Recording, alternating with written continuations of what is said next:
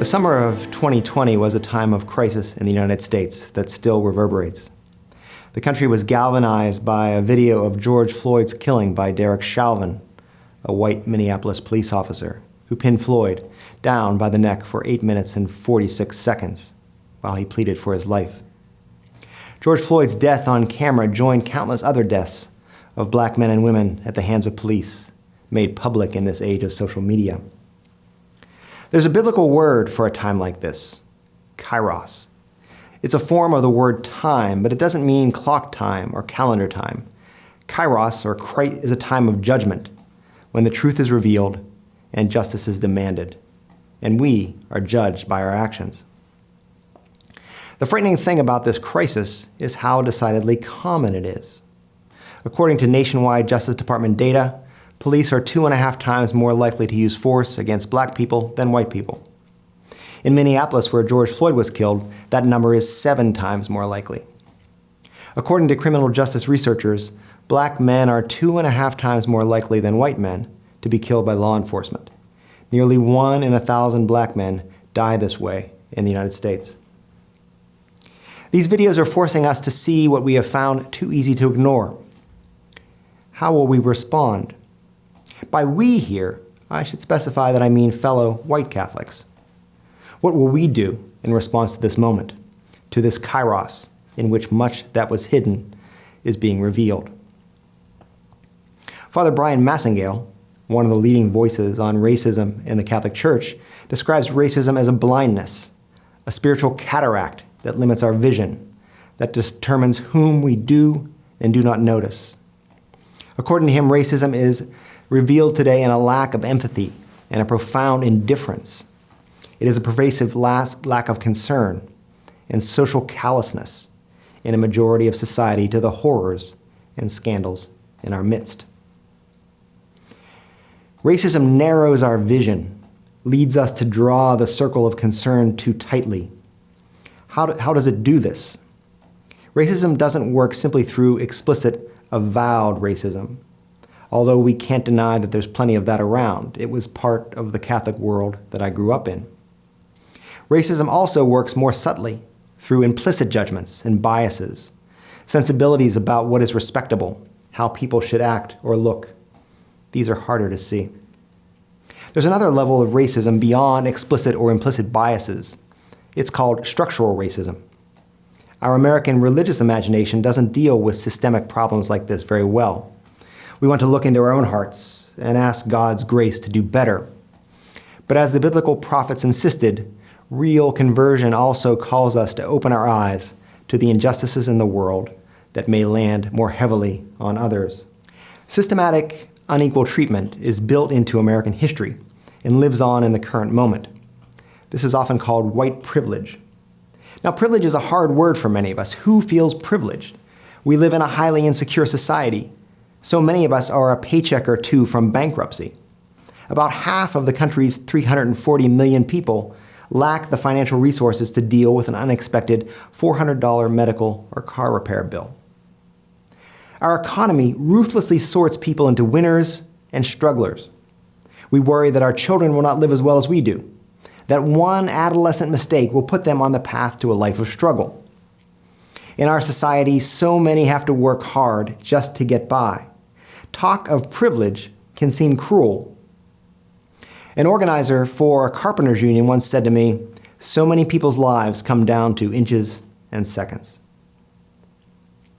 So I'd like to talk about systemic racism by talking about my family. We're pretty ordinary. My grandfather's parents came from Lithuania at the turn of the century, the last century. They never learned English. Like many immigrant children, my grandfather was their translator. He left school in 8th grade to work. He bore the injuries from his teenage, non-union job for the rest of his life. My grandfather owned 3 houses throughout his life. His first house was a row house with a grassless yard in a poor neighborhood that has long since been bulldozed for an overpass. He retired in a stable neighborhood of small, well-maintained homes. Federal Housing Authority insured loans made my working-class grandfather's homeownership and wealth accumulation possible. He worked his entire life retired on Social Security and a UAW pension, and left an estate of about 5 times his annual salary when he died, mostly in the value of his home. Now compare my grandfather's life with that of Clyde Ross, a black man in Chicago. Clyde fought in World War II, and when he returned, he moved to Chicago, escaping the racism of Mississippi, where his father was cheated out of his farm and forced into a life as a sharecropper. Clyde got a good job with Campbell's Soup and wanted to buy a home to move his family out of the slum apartments where they lived. No mortgages were available for him. The only neighborhoods where he could buy were redlined, that is, declared uninsurable by the FHA. So Ross bought from what was called a housing dealer. He paid $26,000 at the time for a house that the dealer had just purchased for $12,000. He had a rent contract. It seemed like a mortgage, but it wasn't. There was no equity. If he missed one payment, he'd lose it all. Clyde worked 2 additional jobs to make that payment. His wife took work in the city. They had to take their kids out of private school and couldn't be there for them when they got home in the afternoon. Their attempts, so similar to my grandfather's, to get out of the slums resulted in exploitation and servitude. At the end of his life, Clyde Ross had paid a fortune for a home that had little value. Both men worked hard, but there were structures in place that caused radically different outcomes. My grandparents' generation were divided between those for whom a factory job could buy a house and a stable home, or a life of toil with little time for the care of children. These weren't private prejudices. They were government policies and accepted business practices. Those FHA housing surveys were enormously powerful. The survey that led to the redlining of districts had a section listing inhabitants. The entry for Negro, as it was called at the time, says yes or no, and then the percentage of people that lived in the neighborhood. A single black family officially required downgrading the entire neighborhood. In my current city of Dayton, the neighborhoods redlined in the 1937 survey are still poor today. You can easily find these FHA maps and surveys online. The University of Richmond has a searchable collection as part of their Mapping Inequality project. I encourage you to find the maps for the neighborhoods where your parents and grandparents lived in order to understand your own family's place in this story. Let's jump ahead now to my life. I grew up in not affluent suburbs of Pittsburgh. My friends and I had numerous encounters with the police for things that a zealous prosecutor could easily have classified as felonies. I remember the weekend before I was to leave for college, the first in my family to ever do so. I got caught racing another car through a theater parking lot. It was careless, reckless, and dangerous. We could have killed someone. The grim-faced cop demanded our driver's licenses and walked back to his car. My future crumbled before my eyes. He came back in a minute and told us to go home. That was it. The phrase I remember most, boys, call it a night. I had a friend who was a very bad influence, who was finally caught after dozens of home burglaries. His sentence? He was sent to a residential trade school and taught to be a mechanic. I had other friends who wrecked several golf carts while joyriding. Their sentence? They had to work it off with the owner. In every encounter with the police, the attitude was, these boys have a future, and we can't let them mess it up. None of us were ever in handcuffs. We certainly never had a gun aimed at us. Now, I've worked hard to get where I am, and I've done well. But like my grandfather, who worked hard before me, there was wind at my back. Think about all those points where things could have gone differently. I came from a stable home with parents who came from stable homes, all underwritten by FHA loans. Criminality was treated as a phase, something parents, not the criminal justice system, would deal with. At that crucial moment when I was about to leave for college, I got a break. I got the benefit of the doubt. No handcuffs, no charges, no knee on my neck. Now roll those dice again, or should we say stack that deck differently? And I still work hard, but things would have turned out much worse because of my adolescent errors. White privilege works this way. There's no obvious payoff. There's no moment when we get an official immunity card and a large bank account. Everyone has to work for what they have. But some do so in neighborhoods whose poverty in 1937 was officially sanctioned by the local and federal government and are still poor today. Neighborhoods where police view young men not as people with futures, but as threats to society. This summer, I heard a black woman from West Dayton, a historic red line zone, speak at a protest. She described a normal day in the life of a young family. The struggle to get the kids ready for school and daycare in the morning, fill up the minivan and get everyone where they need to go, and to get to work on time. It's a chaos of fussy kids and car seats that many of us know very well. Driving fast to make up lost time, she doesn't get the benefit of the doubt. Pulled over, records run, kids crying uncontrollably out of fear she'll be shot.